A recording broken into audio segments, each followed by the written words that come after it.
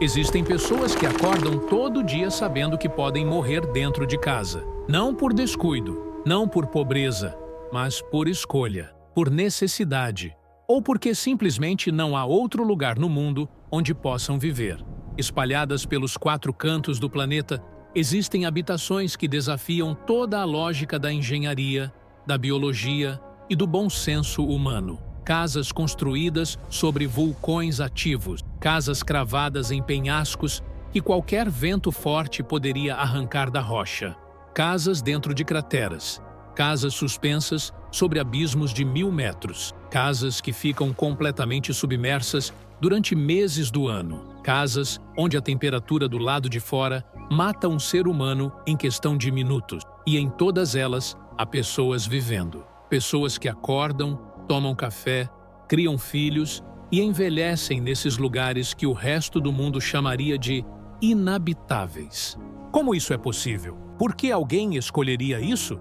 E o que essas habitações dizem sobre os limites reais da resistência humana? Essas são as perguntas que este documentário vai responder.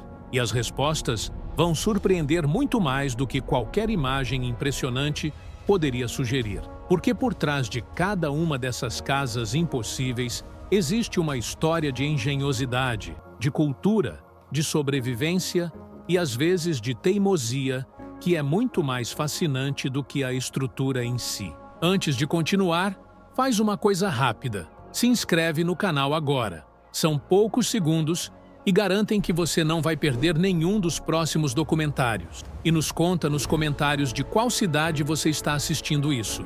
Não importa se é uma cidade grande, uma cidade pequena ou um lugar que quase ninguém conhece. Escreve aí embaixo. A gente quer saber de onde vem cada pessoa que está aqui com a gente. Agora sim, vamos voltar ao documentário. Prepare-se, porque o que você vai ver a seguir redefine completamente o significado da palavra lar. A primeira coisa que precisa ser compreendida é que o ser humano nunca esperou que o ambiente fosse perfeito para começar a construir. Ao longo de toda a história da civilização, desde as primeiras habitações rupestres até os arranha-céus modernos, o ser humano olhou para os lugares mais inóspitos da Terra e fez a mesma pergunta: como posso viver aqui? E então encontrou uma resposta. Essa capacidade de adaptação é talvez o traço mais fundamental da espécie humana, mais do que a inteligência abstrata, mais do que a linguagem, a capacidade de transformar qualquer ambiente, por mais hostil que seja, em um lugar chamado de casa. Mas existem limites para essa adaptação. Existem lugares onde a natureza não apenas dificulta a vida, mas ativamente tenta acabar com ela. E é nesses lugares que as histórias mais extraordinárias acontecem. Começa-se pela ilha que não deveria ter ninguém, mas tem. A ilha de Tristã da Cunha fica no meio do Oceano Atlântico Sul, a aproximadamente 2.800 quilômetros da costa da África do Sul e a 2.070 quilômetros da ilha de Santa Helena, que já é considerada um dos lugares mais remotos do mundo. Tristã da Cunha é oficialmente o assentamento humano permanente mais isolado de toda a Terra. Ela não tem aeroporto, não tem pista de pouso para aviões convencionais. A única forma de chegar até ela é de navio, e a viagem a partir da cidade do Cabo leva aproximadamente 6 dias em boas condições de mar. Em condições ruins, o porto da ilha fica fechado por semanas, às vezes por meses. E mesmo assim, aproximadamente 250 pessoas vivem lá de forma permanente. Todos os moradores de Tristã da Cunha são descendentes de um grupo original de colonizadores que chegaram à ilha entre o século XVIII e o início do século XIX. Oficialmente, existem apenas 8 sobrenomes na ilha. Toda a população é, em algum grau, parente de toda a outra população. Eles criam gado, cultivam batatas, pescam lagostas, que exportam para a África do Sul e para o Reino Unido, já que Tristã da Cunha é um território britânico ultramarino. Em 1961, o vulcão que forma a ilha entrou em erupção pela primeira vez em registros históricos. Toda a população foi evacuada para o Reino Unido. 2 anos depois, quando o vulcão se acalmou, a maioria dos moradores voltou. Eles foram ao Reino Unido e escolheram voltar para a ilha mais isolada do mundo, porque era em Tristã da Cunha que estava a casa deles. Mas o isolamento de Tristã da Cunha, por mais extremo que seja, não é o único tipo de perigo que cerca algumas das habitações mais extraordinárias do planeta. Existe um vilarejo no sul da Itália que desafia qualquer explicação racional para a sua própria existência. Civita di Bagnoregio fica no topo de uma formação rochosa de tufa vulcânica no centro da Itália, na região do Lácio. A rocha sobre a qual a cidade está construída tem milhares de anos e está em erosão constante. Os lados do planalto desmoronam regularmente. A formação inteira está encolhendo, lentamente, mas de forma mensurável, a cada ano que passa. Os italianos chamam Civita di Bagnoregio della città che muore, a cidade que morre. No passado, a cidade era conectada às cidades vizinhas por pontes de pedra. Ao longo dos séculos, essas pontes desabaram. Hoje, o único acesso é por uma passarela de concreto com cerca de 300 metros de extensão, construída na década de 60 do século XX, que suspende sobre o vale os visitantes e os poucos moradores que ainda permanecem. Porque apenas aproximadamente 10 pessoas vivem em Civita di Bagnoregio de forma permanente. No inverno, a cidade quase fica completamente deserta. As casas estão lá, as ruas medievais estão lá, as igrejas estão lá. Toda a arquitetura de uma cidade italiana medieval está perfeitamente preservada, suspensa sobre um abismo, em cima de uma rocha que continua desmoronando. Quando um pedaço da falésia cai, as casas que estavam sobre ele desaparecem. Às vezes, sem aviso, às vezes no meio da noite. E as pessoas que ainda moram lá sabem que a cidade onde nasceram vai desaparecer um dia, que as ruas onde cresceram vão cair no vale, que o lar de séculos vai ser engolido pela erosão. E ficam assim mesmo. Mas se Civita di Bagnoregio representa o perigo da terra que desmorona, existe um lugar na China que representa o perigo da terra que simplesmente não existe. O vilarejo de Guiaju, na província de Hebei, na China, não está sobre uma rocha, está dentro de uma rocha. Há mais de 1000 anos, os antepassados dos moradores atuais escavaram a pedra de um penhasco de granito e criaram mais de 147 cavernas que serviam de habitação, quartos, corredores, estábulos para animais, armazéns de alimentos, tudo entalhado diretamente na rocha viva de um penhasco com dezenas de metros de altura. O que é notável em Guiaju não é apenas a engenhosidade da construção. É o fato de que ela foi feita sem nenhuma das ferramentas ou tecnologias que se associa a grandes obras de engenharia, sem dynamite, sem equipamentos elétricos. Com trabalho manual ao longo de gerações, as famílias que habitavam esse penhasco foram ampliando, refinando e aperfeiçoando suas casas de pedra. O resultado é uma estrutura que sobreviveu mais de 1000 anos intacta, que aguentou terremotos, tempestades e o peso de 10 séculos de história. Algumas das casas modernas construídas com materiais industriais não duram 50 anos antes de precisarem de reforma estrutural. As casas de pedra de Guiaju duram milênios. Isso levanta uma questão que vai além da arquitetura. Será que o ser humano moderno esqueceu algumas das soluções mais inteligentes que seus antepassados encontraram? Mas não são apenas as casas antigas que desafiam a lógica. Em pleno século XXI, existem habitações sendo construídas, habitadas e defendidas em lugares que qualquer engenheiro convencional descartaria imediatamente como impossíveis. A casa mais inclinada de que se tem registro não é uma obra artística ou uma instalação temporária. É uma residência real, habitada, em um vilarejo no Nepal chamado Siange, na rota do trekking em direção ao Annapurna. A casa está construída sobre um declive de mais de 45 graus, em um penhasco sobre o rio Marsyangdi. A estrutura foi erguida aproveitando as características da própria rocha, usando-a como fundação e como parede ao mesmo tempo. O andar de baixo é literalmente a rocha do penhasco. Os andares superiores foram construídos em madeira e pedra local, projetando-se para fora sobre o abismo. Para entrar, é preciso escalar. Para sair, é preciso ter cuidado redobrado. E durante a monção, quando as chuvas torrenciais da região transbordam o rio e criam deslizamentos nas encostas, os moradores vivem em estado de alerta permanente. Mas é lá que eles vivem. É lá que criam seus filhos. E é lá que pretendem continuar. Não muito longe dali, no mesmo Himalaia, existe um tipo de habitação que representa talvez o desafio físico mais extremo que um ser humano pode encontrar em uma casa. As cavernas de Mustang, no Nepal, são habitações escavadas em penhasco, a uma altitude que varia entre 2.000 e 5.000 metros acima do nível do mar.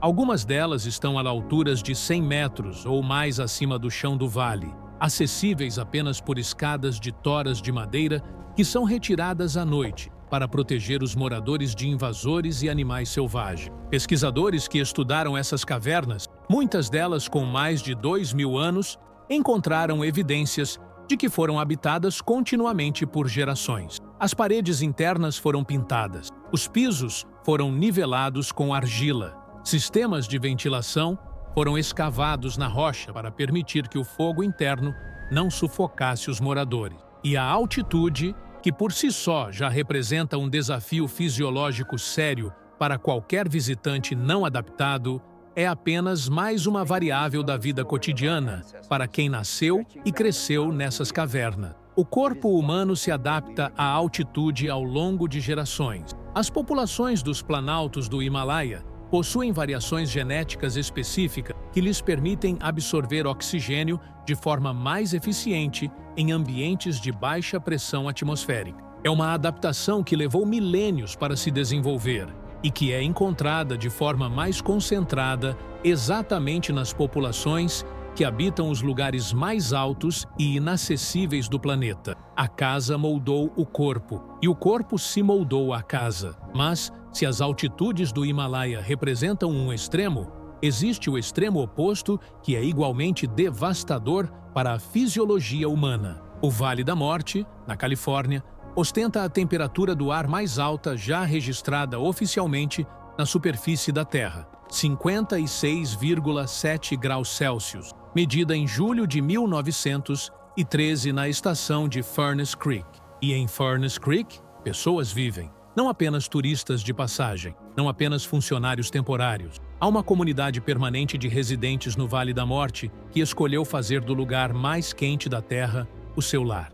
No verão, quando as temperaturas noturnas, as temperaturas mais frias do dia, raramente descem abaixo dos 40 graus, a vida ao ar livre se torna genuinamente perigosa. A desidratação severa pode ocorrer em menos de 1 hora de exposição sem proteção adequada. O calor radiante do asfalto e da areia pode queimar a pele diretamente. Os carros sem ar-condicionado se tornam fornos mortais em questão de minutos. A solução encontrada pelos moradores ao longo de décadas é uma combinação de arquitetura adaptada, com casas profundamente isoladas e sistemas de resfriamento permanente e de ajuste radical dos hábitos de vida, com as atividades externas sendo realizadas apenas antes do amanhecer ou após o pôr do sol. A vida no Vale da Morte é uma negociação constante com o calor, uma série interminável de decisões pequenas, cada uma delas potencialmente crítica,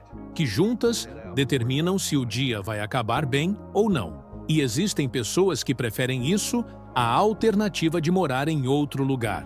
Do calor extremo para o frio que mata em minutos. Oymyakon é uma pequena vila da Sibéria, na Rússia, conhecida por registrar as temperaturas mais baixas já medidas em um assentamento humano permanente no planeta. Em janeiro de 1924, a temperatura chegou a menos 67,7 graus Celsius. Para ter uma referência do que isso significa para o corpo humano, a pele exposta começa a desenvolver congelamento em menos de 2 minutos nessa temperatura. Respirar o ar diretamente, sem proteção sobre o nariz e a boca, pode causar danos aos pulmões. Os cílios congelam, as pálpebras podem grudar. O metal de óculos e relógios conduz o frio de forma tão intensa que pode queimar a pele como se fosse uma barra aquecida ao fogo. E em Oymyakon, aproximadamente 500 pessoas vivem o ano inteiro. A vida em Oymyakon é uma série de adaptações que começam com a própria infraestrutura. Como o solo está permanentemente congelado em profundidade, o fenômeno conhecido como permafrost, os canos de água não podem ser enterrados, porque iriam congelar e romper.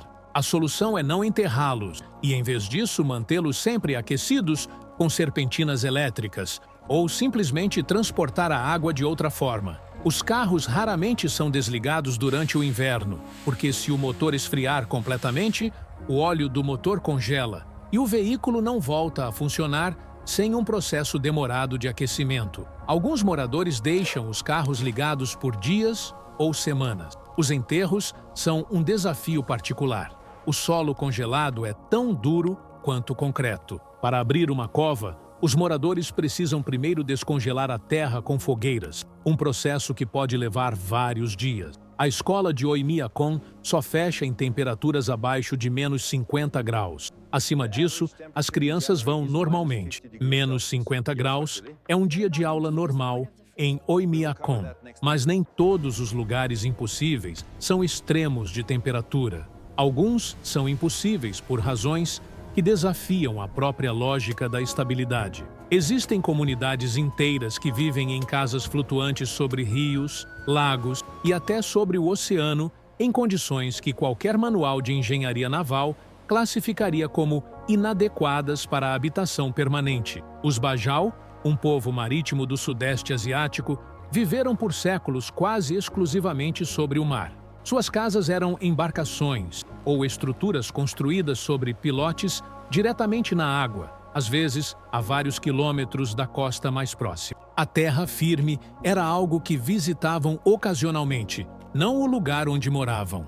A adaptação dos Bajau ao ambiente marinho foi tão profunda que estudos científicos publicados nos últimos anos revelaram diferenças fisiológicas mensuráveis entre eles e populações terrestres vizinhas. Os Bajau possuem um baço significativamente maior do que a média, o que lhes confere uma capacidade de apneia, de mergulho sem equipamento de respiração, superior à de outras populações. O baço é o órgão que armazena glóbulos vermelhos oxigenados e os libera na corrente sanguínea durante mergulhos, aumentando o tempo que o corpo consegue ficar sem respirar.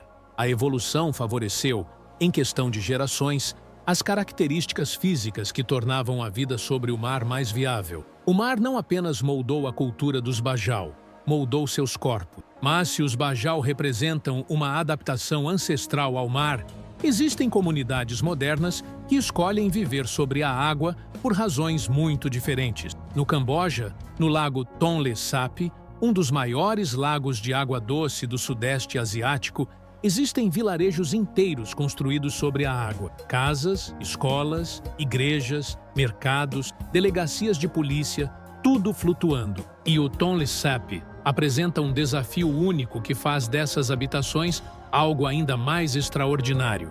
O lago muda radicalmente de tamanho ao longo do ano. Durante a estação seca, o Tonle Sap tem aproximadamente 2.500 km² de superfície. Durante a estação chuvosa, quando o rio Mekong transborda e reverte o fluxo de um dos afluentes do lago, o Tonle Sap expande para aproximadamente 16.000 km², um aumento de mais de 600%.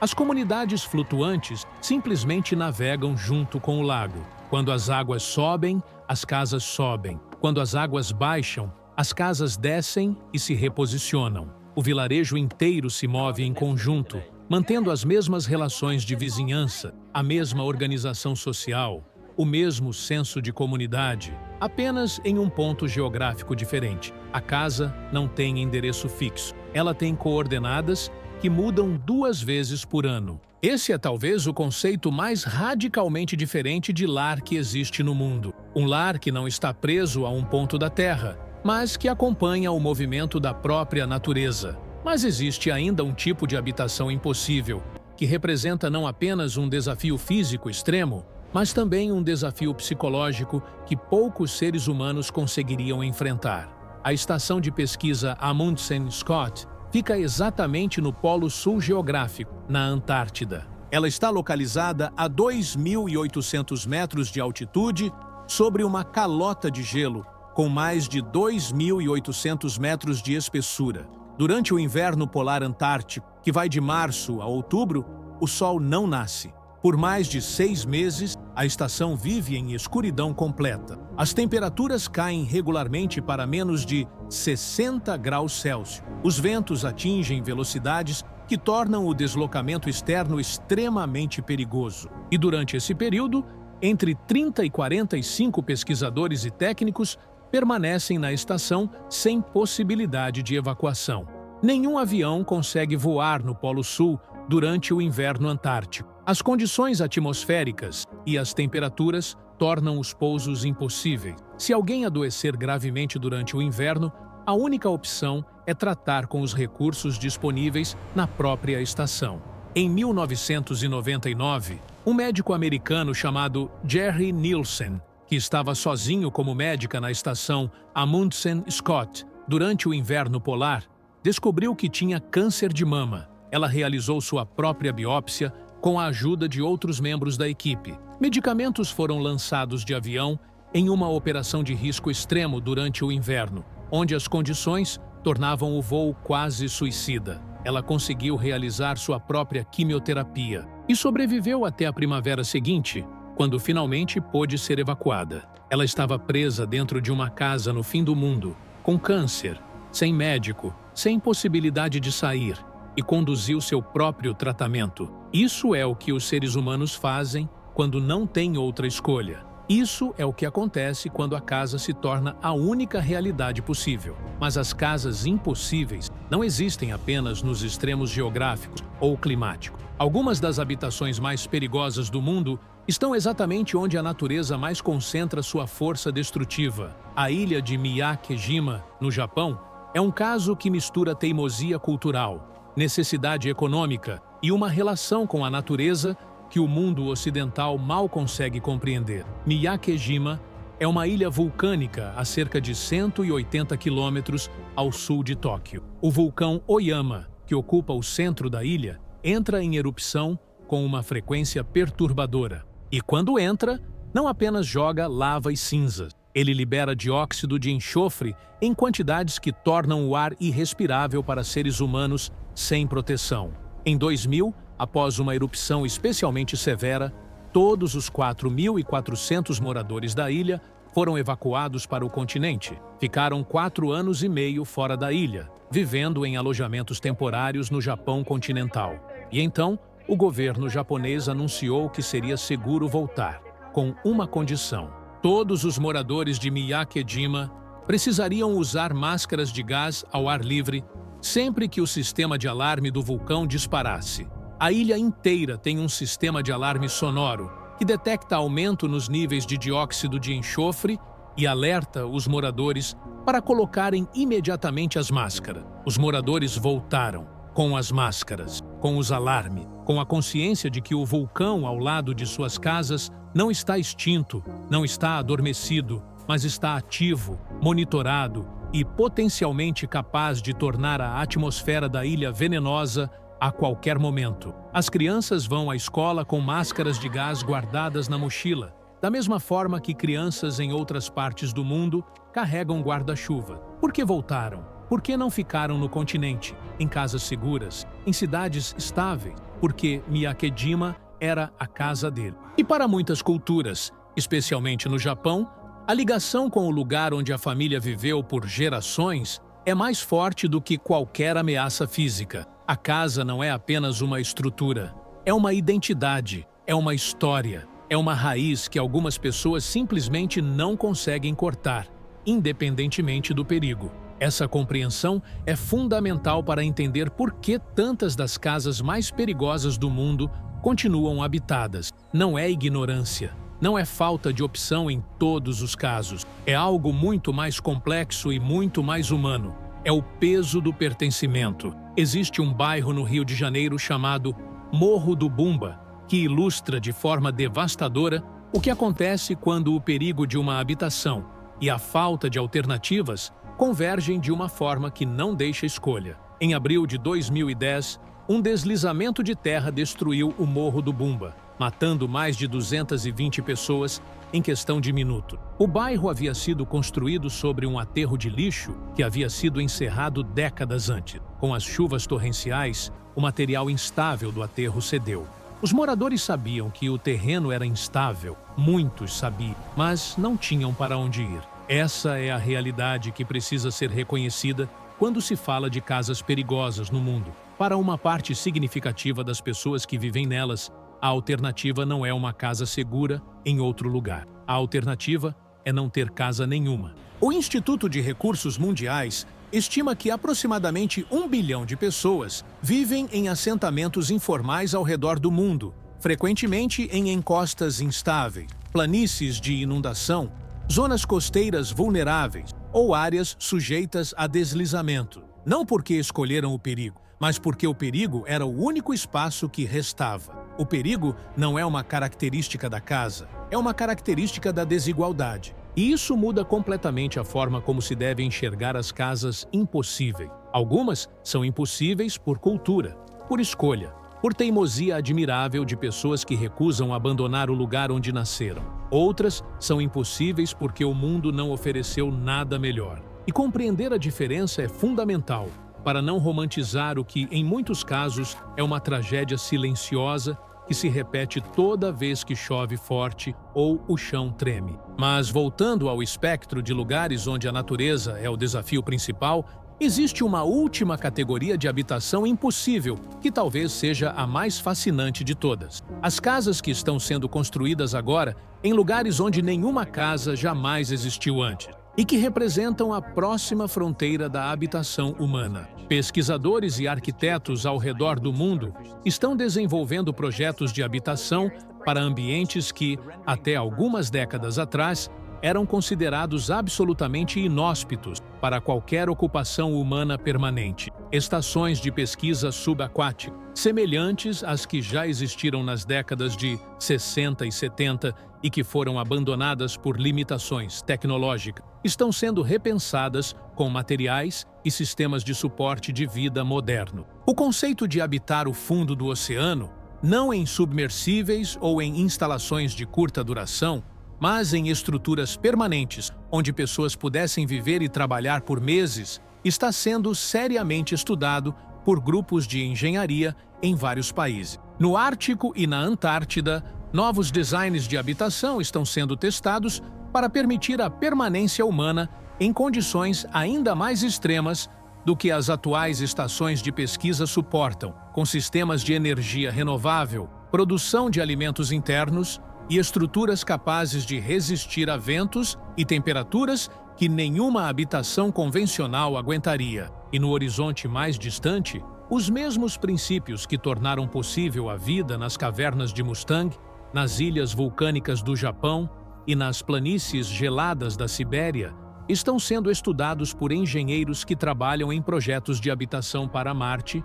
e para a Lua. A vida em um habitat lunar ou marciano enfrenta desafios que fazem o Vale da Morte e Oimiakon parecerem destinos de férias. Radiação cósmica sem a proteção de uma atmosfera densa. Temperaturas que variam de 120 graus positivos durante o dia a menos 170 à noite. Ausência completa de oxigênio respirável. Pressão atmosférica próxima de zero. E, no entanto, os seres humanos vão tentar. Porque é isso que a espécie humana faz. Ela olha para um lugar impossível e pergunta: como posso viver aqui? Essa é a história que cada uma das casas mostradas neste documentário conta à sua maneira. Não são apenas estruturas arquitetônicas curiosas, são manifestações físicas de uma característica que define o ser humano como espécie: a recusa em aceitar que qualquer ambiente seja permanentemente inóspito. A casa de pedra que durou 1000 anos em um penhasco na China. A cidade medieval que desmorona lentamente na Itália e que seus últimos moradores recusam abandonar. A ilha vulcânica japonesa, onde as crianças carregam máscaras de gás na mochila. O vilarejo siberiano, onde menos 50 graus é um dia normal. A comunidade flutuante que navega junto com o lago que dobra de tamanho 2 vezes por ano. Cada uma dessas histórias é, Acima de tudo, uma história sobre o peso do pertencimento, sobre o que uma casa significa para além de 4 paredes e um teto, sobre o que faz um lugar ser chamado de lar. E a resposta que essas casas impossíveis oferecem é sempre a mesma. Lar não é o lugar mais seguro. Lar é o lugar onde a história de uma pessoa, de uma família, de uma comunidade inteira foi escrita ao longo do tempo. Alguns lares estão sobre vulcões, alguns estão dentro de penhasco, alguns flutuam, alguns congelam, alguns desmoronam. E as pessoas que vivem neles não estão lá apesar do perigo. Estão lá porque aquele perigo específico, aquela terra específica, aquela vista específica do penhasco ou do vulcão ou do lago que cresce, faz parte de quem elas são. O planeta Terra tem aproximadamente 518 milhões de quilômetros quadrados de superfície, e o ser humano, ao longo de toda a sua história, tentou habitar cada centímetro possível desse espaço. As casas impossíveis não são exceções à regra humana. Elas são a regra humana levada ao seu limite mais extremo e mais honesto. E enquanto existir um ser humano capaz de olhar para um penhasco de 100 metros de altura, para um vulcão ativo, para uma planície gelada a menos 70 graus e fazer a pergunta de como pode viver ali, o mundo vai continuar produzindo histórias que desafiam tudo o que se pensa saber sobre os limites da experiência humana. Os limites, como as casas impossíveis mostram todos os dias, são sempre muito mais longe do que se imagina. Se este documentário abriu seus olhos para histórias que você nunca esperava encontrar, então você vai querer ver o que está esperando no próximo vídeo, porque as casas impossíveis são apenas o começo. Existem cidades impossíveis, estradas impossíveis, pontes impossíveis e comunidades inteiras que existem em lugares que o mundo diz que não deveriam existir. E cada uma dessas histórias tem o mesmo poder de redefinir o que você pensa saber sobre os limites do ser humano. O canal está aqui. A próxima descoberta também.